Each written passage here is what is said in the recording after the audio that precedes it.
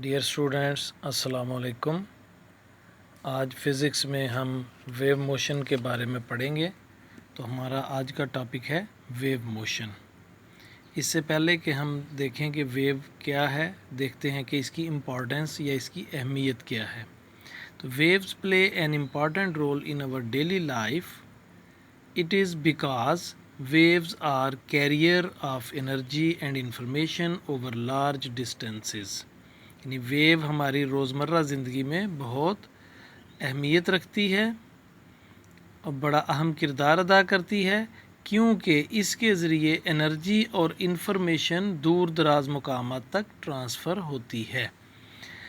Energy और information की transfer से क्या मुराद है कि हीट एनर्जी, साउंड एनर्जी, ये सब वेव्स के ज़रिए ट्रांसफ़र होती है। मतलब कि हम टीवी में जो प्रोग्राम देखते हैं वो भी वेव्स के ज़रिए हम तक ट्रांसफ़र होते हैं। हम एक दूसरे से जो गुफ्तगू करते हैं वो भी हमारी आवाज़ वेव्स की वजह से एक फ़र्द से दूसरे फ़र्द तक पहुंचती है। तो वेव्स इस लिहाज से बहुत अहम है कि इनके ज़रिए एनर्जी और इन्फॉर्मेशन एक जगह से दूसरी जगह ट्रांसफ़र होती है। ये देखते हैं, waves require some oscillating or vibrating source. यानी वेव्स के लिए ज़रूरी है या इनके लिए इनको ज़रूरत होती है कि वाइब्रेटिंग सोर्स हो। अब अभी आगे हम थोड़ा सा इसके बारे में डिटेल से पढ़ेंगे कि वाइब्रेशन से वेव पे क्या असर होता है। तो यहाँ पे दो एक्टिविटीज़ दी गई हैं जिनके ज़रिए बताया गया है कि वेव्स जो हैं ये इनकी प्रोपगेशन, इनकी प्रोडक्शन और प्रोपगेशन के लिए वाइब्रेटरी मोशन ज़रूरी है। तो ये एक एक्टिविटी है कि एक पानी का बर्तन है, उसमें अगर किसी स्टिक की मदद से या पेंसिल की मदद से हम डिस्टरबेंस पैदा करें, हम इसको ऊपर नीचे पानी के अंदर मूव करें, तो ये वेव्स पैदा होंगी। और वेव्स सोर्स से इसके किनारे की तरफ ट्रांसफ़र होंगी।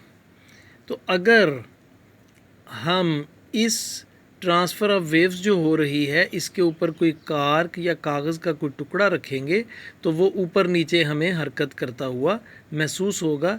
इसका मतलब ये है कि जो भी यहाँ पे कागज़ या कार्क होगा वो अब मीन पोजीशन के गिर्द हरकत करेगा। इसका मतलब है कि जो ये मीडियम है जिसके ज़रिए वेव ट्रांसफ़र हो रही है, यानी इस सूरत में पानी जो है वो मीडियम है, तो पानी के ज़र्रात अपनी मीन पोजीशन के ऊपर नीचे हरकत करेंगे और वेव जो है इस सूरत में ट्रांसफ़र होगी।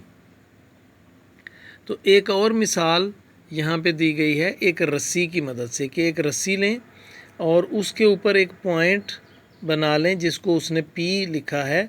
तो रस्सी का एक सिरा अगर दीवार के साथ या किसी मजबूत चीज़ के साथ बांध दिया जाए और हाथ से रस्सी को ऊपर नीचे हरकत दी जाए तो वेव पैदा होगी। अब आप देखेंगे कि पॉइंट पी अपनी जगह पर रहेगा, ये आगे ट्रांसफ़र नहीं होगा, लेकिन हमें महसूस होगा कि रस्सी के ज़रिए ये रस्सी इस तरह ऊपर नीचे होगी कि वेव जो है वो एक यहाँ इस एंड से इस एंड तक ट्रांसफ़र होती हुई हम देख सकेंगे। लेकिन पॉइंट पी जो है ये ऊपर और नीचे, यानी वेव की जो वेव का जो जिस डायरेक्शन में ट्रैवल कर रही है उसके परपेंडिकुलर इसकी मोशन होगी इस पॉइंट की। तो इसको जब ये बुलंदी के मुकाम पर होगा तो इसको हम क्रेस्ट कहते हैं, और जब ये लोअर पोजीशन में होगा तो इसको हम ट्रफ कहते हैं। तो ये वेव जो है इसमें जो हाईएस्ट पॉइंट होता है उसको क्रेस्ट और लोएस्ट पॉइंट को जो है वो ट्रफ कहा जाता है। तो इस तरीके से भी वेव जो है हमें ट्रांसफ़र होती हुई नज़र आएगी। तो इससे भी पता चलता है कि वेव जो है वो वाइब्रेशन से, यानी इसकी मूवमेंट नहीं होती, एक्चुअली ये वाइब्रेट कर रहा होता है। तो वेव जो है वो वाइब्रेशन से प्रोड्यूस होती है। अब हम वेव की डेफिनेशन देखते हैं जो नेक्स्ट पेज पे है। A wave is a disturbance in the medium which causes the particles of the medium to undergo vibratory motion about their mean position in equal intervals of time। तो wave दरअसल एक disturbance है medium के अंदर। Medium से मुराद जिसमें wave travel करती है। मसलन पिछली मिसाल में पानी और हवा जिसमें वेव ट्रैवल कर रही है, पानी है और रस्सी है, तो ये मीडियम के तौर पे हम ले सकते हैं। तो मीडियम में डिस्टर्बेंस है which causes the particles of the medium to undergo vibrate, जिसके तहत जो मीडियम के पार्टिकल्स होते हैं वो वाइब्रेटरी मोशन में से गुजरते हैं, यानी उनमें वाइब्रेटरी मोशन होती है मीन पोजीशन के गिर्द।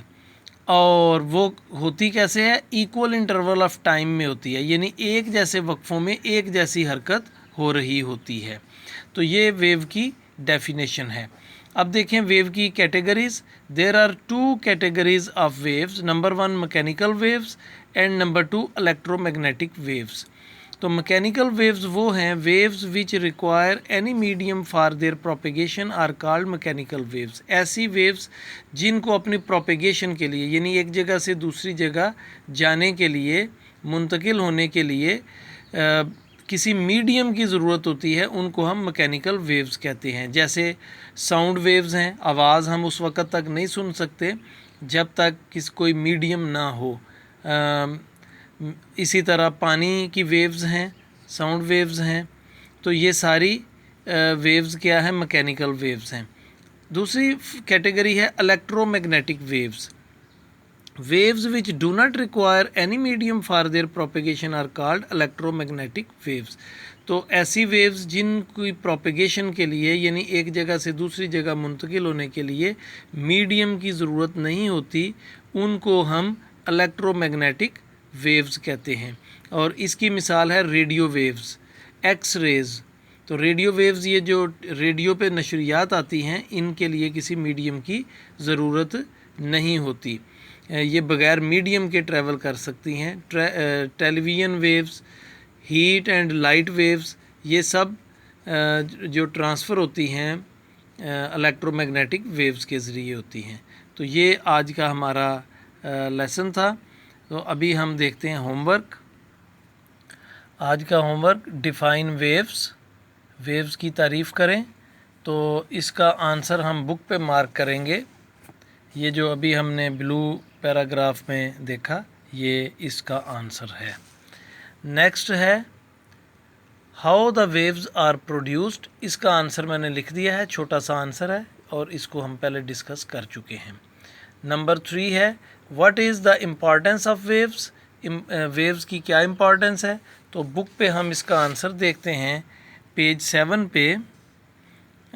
ये importance of waves, waves play an important role यहाँ से लेके डिस्टेंसेस तक, यहाँ तक। नेक्स्ट हमारा क्वेश्चन है व्हाट आर मैकेनिकल वेव्स। तो पेज 8 पे हम देखते हैं इसका आंसर मैकेनिकल वेव्स, ये ब्लू बॉक्स के अंदर जितना भी है। और हमारा नेक्स्ट क्वेश्चन है डिफ़ाइन इलेक्ट्रोमैग्नेटिक वेव्स। तो इसका आंसर भी पेज 8 पर, ये इलेक्ट्रोमैग्नेटिक वेव्स। और इसके साथ बल्कि आप ये एग्जांपल्स भी इनके साथ लिखेंगे, मसलन मैकेनिकल वेव्स के साथ उसकी एग्जांपल्स भी लिखेंगे और इलेक्ट्रोमैग्नेटिक वेव्स के साथ भी उनकी एग्जांपल्स लिखेंगे। यहाँ तक बल्कि ये लिखेंगे यहाँ की बजाय, इसी तरह ये भी। तो ये आज का काम था। आप इसको नोटबुक पे नोट भी कीजिए और याद भी कीजिए। Thank you very much. अल्लाह हाफिज़।